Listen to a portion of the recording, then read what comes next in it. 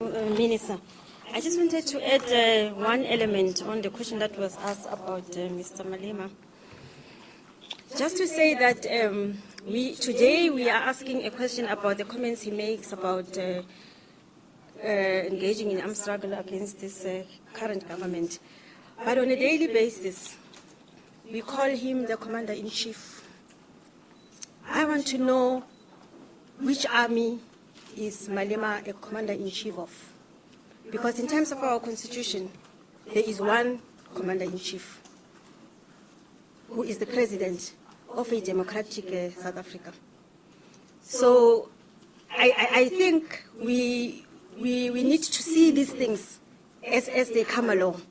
That in actual fact, the announcements that he's making or the pronouncements that he is making is a build-up to something, and it started somewhere.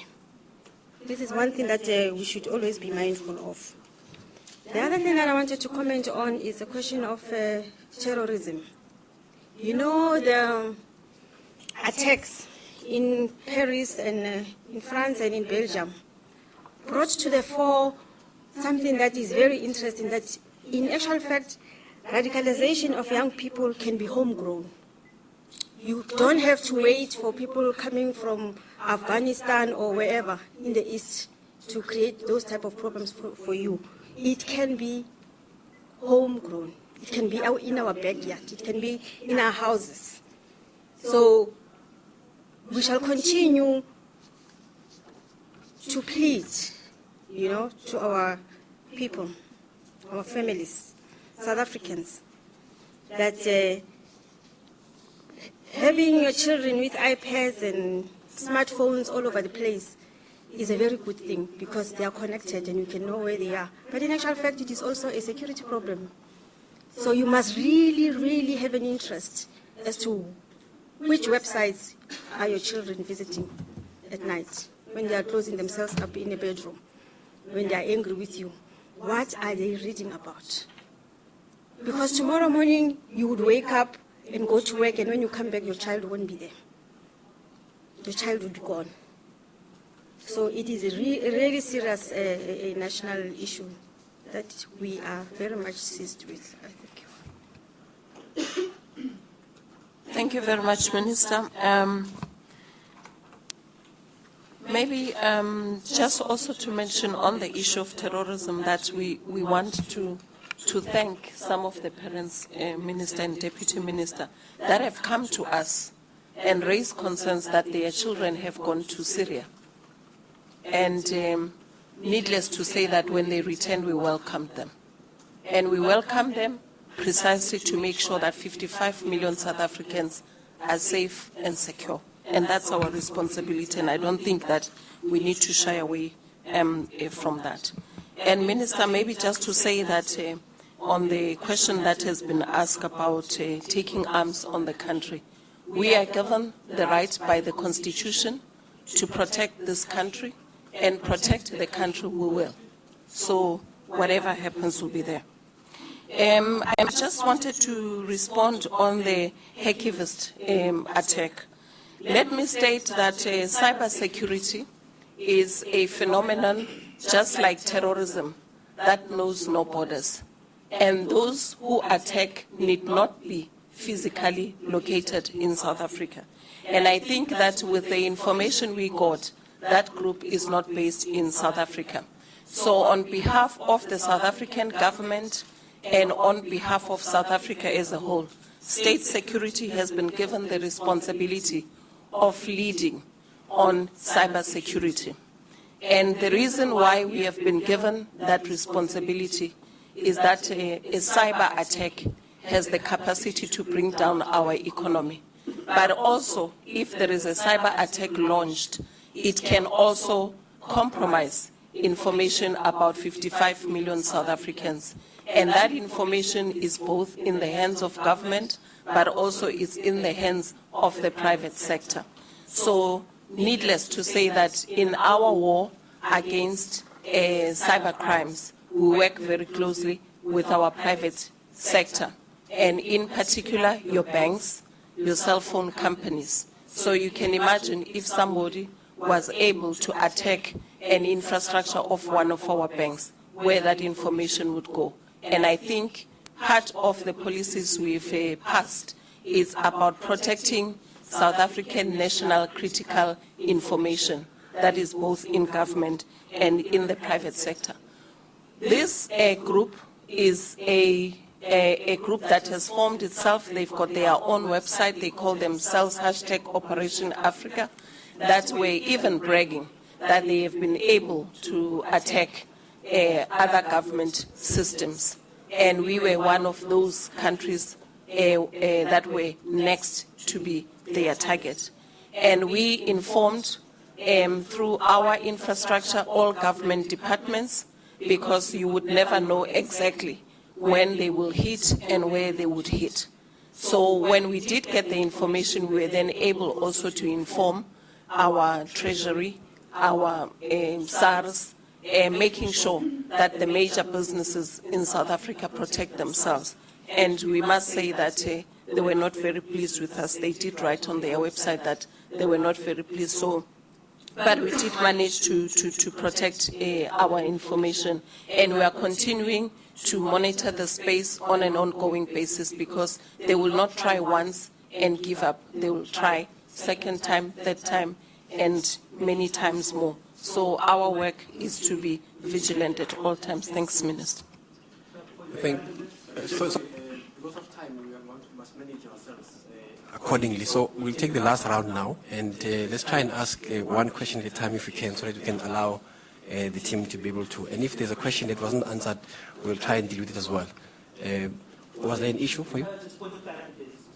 Minister, just that I am 100% correct here, my understanding is that the utterances of Mr. Malema is illegal. It is in contravention of the Constitution, and he faces an investigation and arrest or whatever for inciting war. Do I understand correctly? Is that right?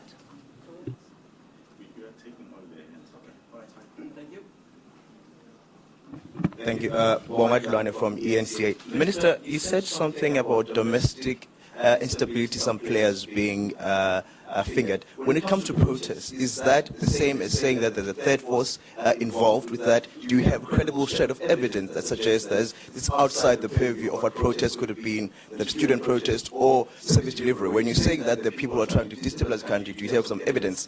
And a clarity also for you, Deputy Minister, you said in the House that there are people who are trying to use the Constitutional Court judgment on Gandla to try to overthrow the elected ANC government. That's what do you mean by that when you said that? Thank you.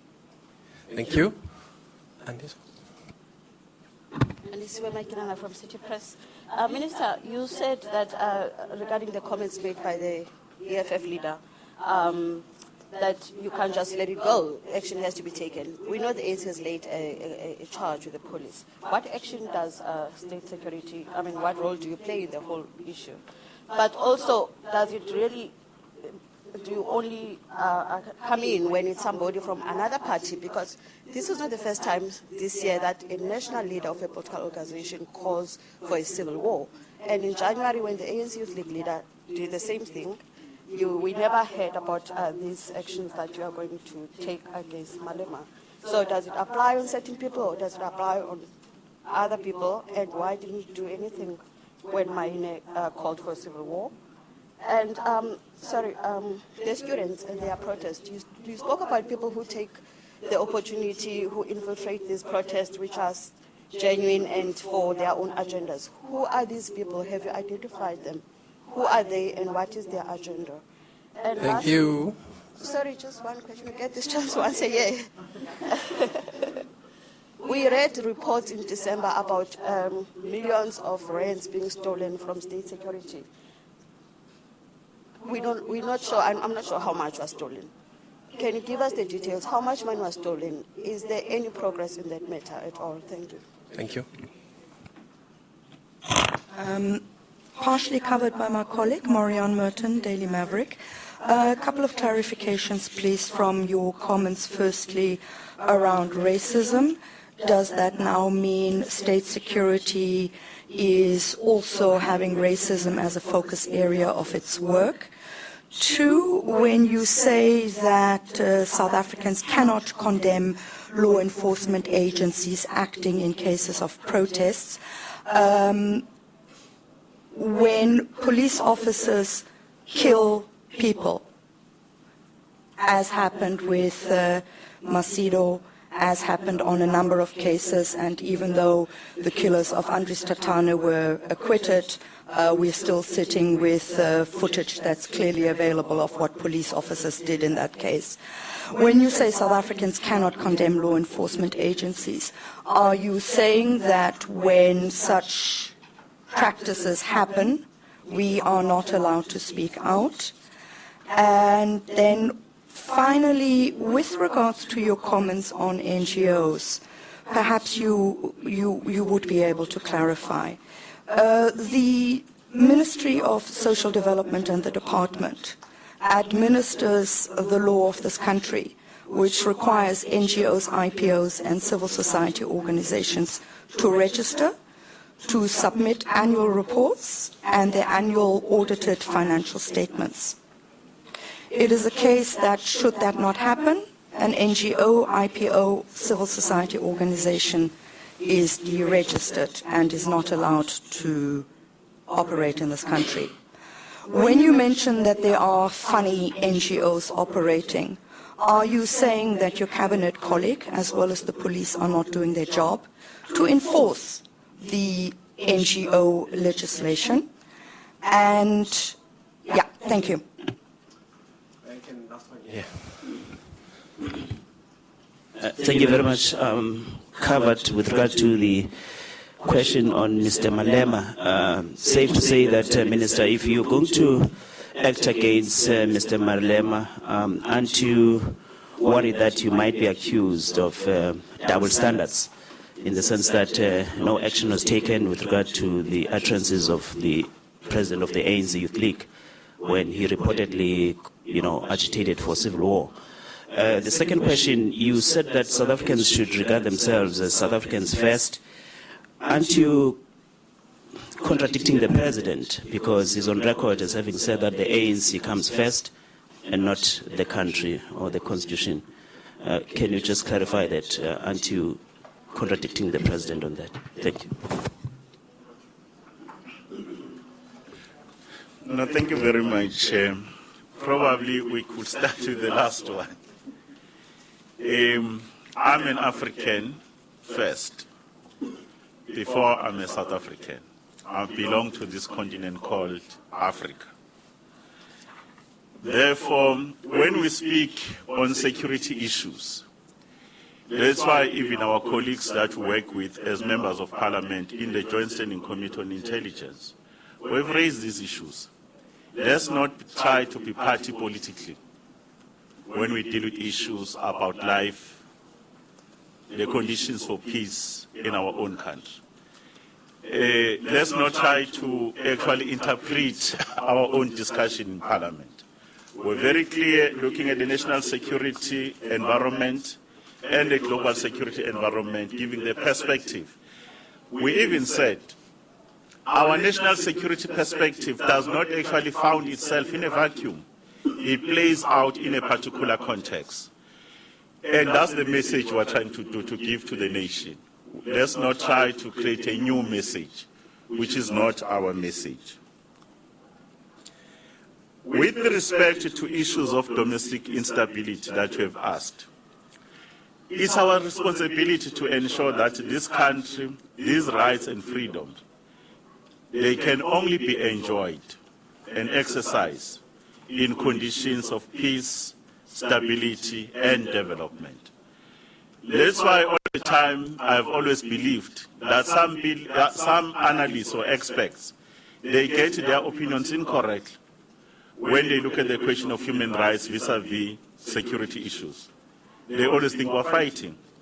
In this case, our country over the last few years, South Africans have been raising their rights, their issues, exercising their right as agreed in the Bill of Rights in terms of Section 17. It's very clear that South Africans have the right to voice their grievances. But our constitution, if you are going to voice your grievance, it makes a provision. How should you do it? You must be peaceful. You must be unarmed. Then you can present a petition. And it's the responsibility that citizens, they hold us accountable as a state. They must continue to exercise this right.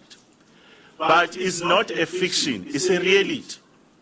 That there are certain people, when they are exercising these rights, others, they think that their rights have no limit.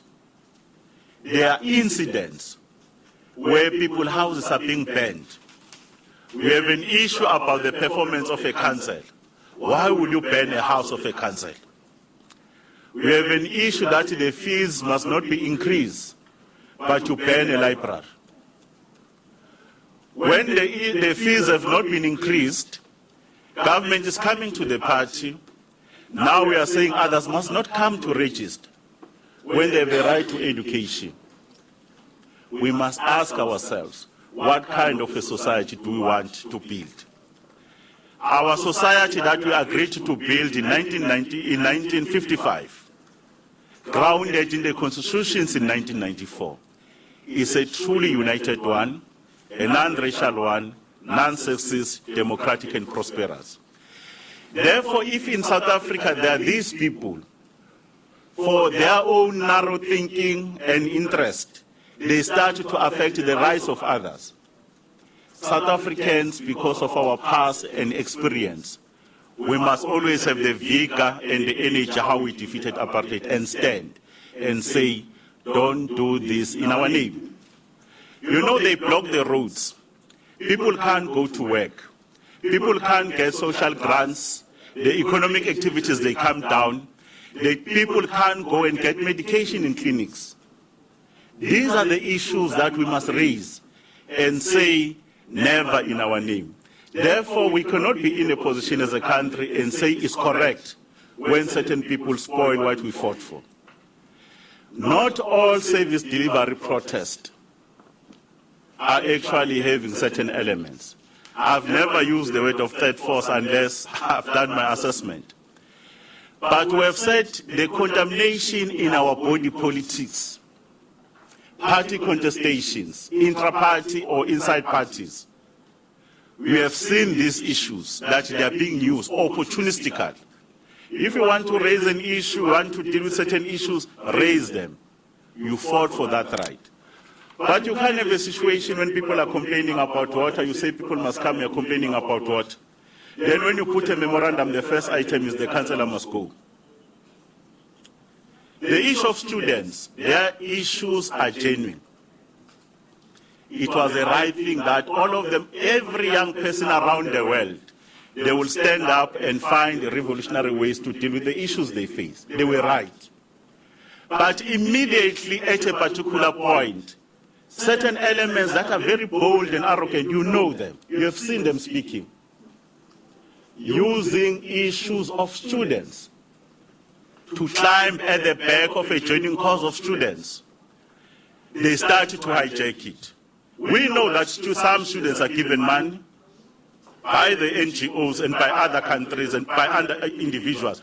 You can't explain the money that is flowing through. We will never disclose as intelligence in our statecraft who does what, but we know that it was hijacked. When it was hijacked, it moved from one issue to the other. When students across all races, students across different classes, they marched last year. This government of President Zuma had to respond. And when this implementation started to happen, some elements continue to actually do their work. You know, you stay with them in communities. They change the agenda from every day. And working very hard, we have been able to contain this thing. We are not apologetic to raise these issues because we must be able to say people raise issues. But when a matter is addressed, we must say the matter has been addressed. You can't change a goalpost. The comments by Mr. Malema, I was taking South Africans to say there are these incidents that are becoming a major concern in our life as a society. I don't want you to pigeonhole me. Issues around racism, they destroyed many nations. This country was destroyed by racism. The structure of our economy still remains racist, the superstructure. And you can start these things are boiling down in terms of who owns the economy. And racism must be attacked. But there are also those people who are just very bold and arrogant and think just to make racial slurs and think that their race is superior either physically, intellectually, or culturally. And South Africans, when they met in Cape Town, in the real Congress of the People, not the other one, black and white, they agreed that we are going to create a society that will fight for side by side. And this society, in our own documents, we define it as a national democratic society. Our constitution creates these clear values of this society. How will you see it? That is our mission, truly united. How far have we gone to unite our people? Progress has been made, but we are not truly united. There are areas we can deal with. A non-racial one. We can be in one schools and so forth, but it should be non-racial in all facets, politically, economically, and otherwise. And it must be democratic. We hold elections, we allow all these other things. Lastly, when we have arrived, this society must be prosperous. That's our message. That incident of racism is in context. If racism does not get to be managed, because of the superiority of other people who thought that they are superior because of race, they took this country to the brink of war. And it can look like a non-traditional security. It's a security issue. Incidents of racism, if they happen, like they happen in campus, in the University of Free State, should have remained quiet and say, where was intelligence when young people were beating each other? On a false ideology that a particular race is a stronger race. It can't be. It can't be allowed. Therefore, elements of racist elements, let's not harbor them. Either in political parties, in boardrooms, in our private lives, in churches, wherever. Because this ideology that your race or your religious belief is the only belief that we must all subscribe to. It has caused problems. Even the question of terrorism is on the basis of these beliefs which are just pseudo-beliefs. We must be able to deal with it. If racism is going to come up, be rest assured that our analysis will pick up issues of economy, will pick up issues of security, will pick up issues of politics, so that the state can be in a position to deal with them. When it comes to the comments by Mr. Malem, it's not about whether we're going to take action or not. One, there is a complaint made by the ANC. The law enforcement agencies must deal with it. And let's allow them to deal with that particular incident. But our message in the House was to say there are these amongst us who are reckless, who are not fit to be in the position to lead the nation we envisage, whose statements must be condemned by South Africans. And it's a clear message. You should not, why should we be second guessing when the Constitution is very clear to say no one is allowed to propagate for war? You can incite violence, hatred. These are the things that we must be able to teach the nation who we are. And it's a role of the media to be able to articulate that. That's why in my notes you will see that I've made a correct reference to the Constitution. And it's up to the courts to say what extent is this Constitution violated or our statements. But no South African, irrespective of your right, irrespective of your position, your affiliation, that you have a right to think that you can take us back is unconstitutional, and it should be treated as such. The issue about the police, let's not put them out of context. Let's not put them out of context. I said when we spoke about domestic stability and violent community protests, even there is a qualification on the protest, is violent ones. Don't just say protest.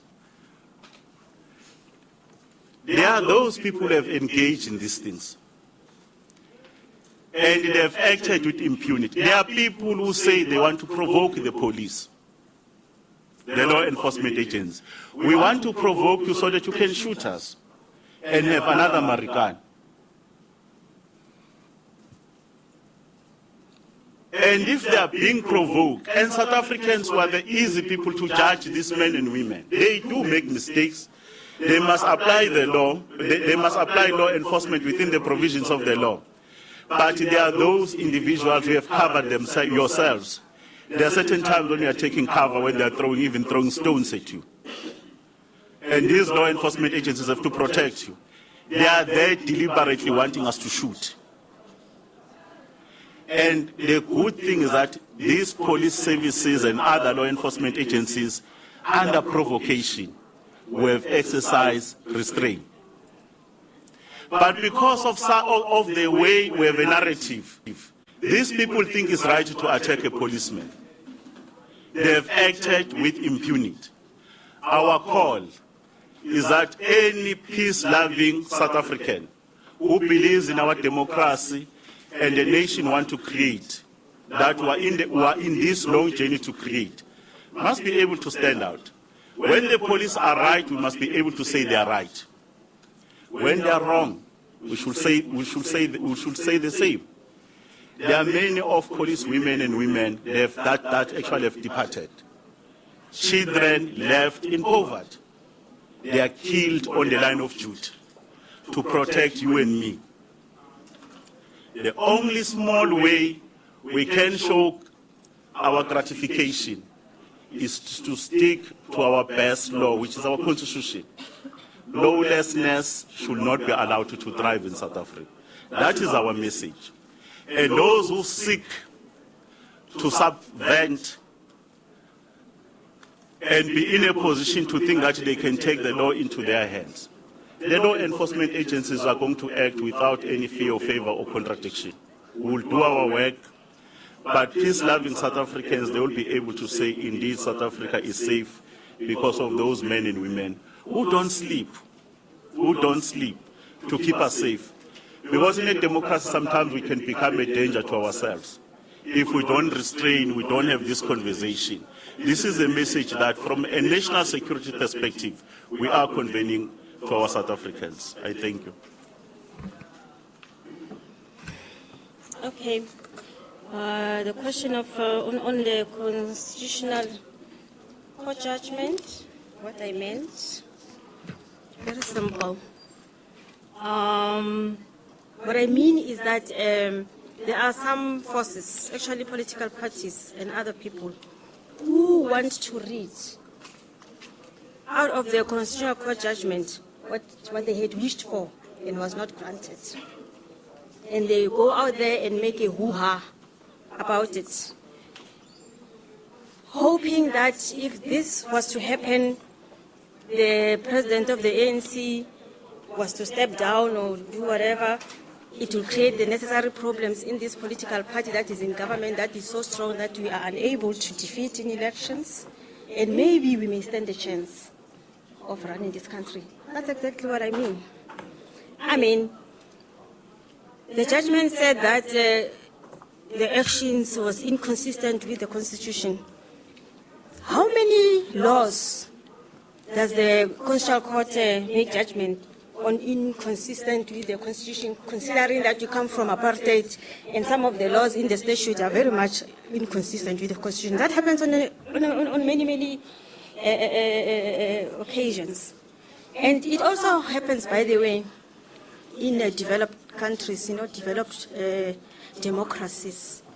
In the United States of America, where Obama is the president, apparently there are more than 30 such judgments that had been made against him in the 2 terms that he has been the president of South Africa. So there is something that happens in the course of democracy. That's such judgments will be made. So you can't then want to turn it into something that it is not and want to destabilize our country. That's what I meant. Well, there's an issue about the amount lost. We did report on this matter. It was not 50 million. It was 17 million. And you know that those suspects who walked in, they have been arrested. And the Hawks are dealing with those particular matters. They've appeared in court several times, and we should be in a position to get to the bottom of it. On the question of the NGOs, I was just whispering with my DG here. You know, if you understand our tradecraft, you know, if you are going to do our tradecraft, we want to push international relations or your agenda, we use what we call it different fronts. One of the things you could use to push an agenda is to use front companies or multinationals. There is a country that was whispering to us that one of the ways they push their program, they use NGOs. Even these NGOs, they get to be funded. And the question is, from a color revolution point of view, why will you be present in all countries except in yourself? In South Africa, let's not get the story wrong. NGOs, they played their part. They will continue to play their part. But there are those who are actually used as NGOs, when in reality they are not NGOs. They are not really NGOs. They are just security agents that are being used as a best mechanism to actually hide you're actually doing a covert operation. And you get funding. We are actually using interception equipment. We know. Our message is to say, when we start to act, South Africans must understand. We are going to deregister them, we know. They must explain themselves. There are actually even some NGOs with funny names. You could see that they are just being created for a particular purpose. And I like there are those who like shouting, hey, Minister, we are spying on us, you are following us. I don't follow people without following the law. But don't think that if you do certain things, things are not going to come through. They news, they walk and come to our houses and offices and knock. We'll go to the judge, listen to you if you want to. There are those who think that when you are listening to the phone, when your phone has some noise, you think we're listening to you. We don't want a phone that is having hitching sound there. We want it so clearly, crystal clearly, so that we can hear you. We have no preoccupation. If you are not talking, when you are not planning corruption, planning regime change, planning to do crime, just feel free. We are not going to pick you up. The nice thing that we have done, that we'll continue to do, South Africans who are opening our arms, our doors are open. If you find something untoward that seeks to undermine our gains, our freedoms, and our own existence as a nation, South Africans have been coming in numbers. And we're analyzing the information. Therefore, there should be no worry. I'm not even worried whether they listen to my phone or not. Because other intelligence services of the world, they do listen to my phone. I don't plan a coup of another country. I don't plan a heist. There's nothing to worry. But in terms of your privacy of information, what you do, who do you tweet to, you want to find a mate, I don't get into those things. But don't use a social network for funny things and be part of radicalization, recruitment, and plan other transnational crimes. Well, we'll be there because you are inviting us through your actions. Thank you. We come to the end. Colleagues, thank you very much for your participation.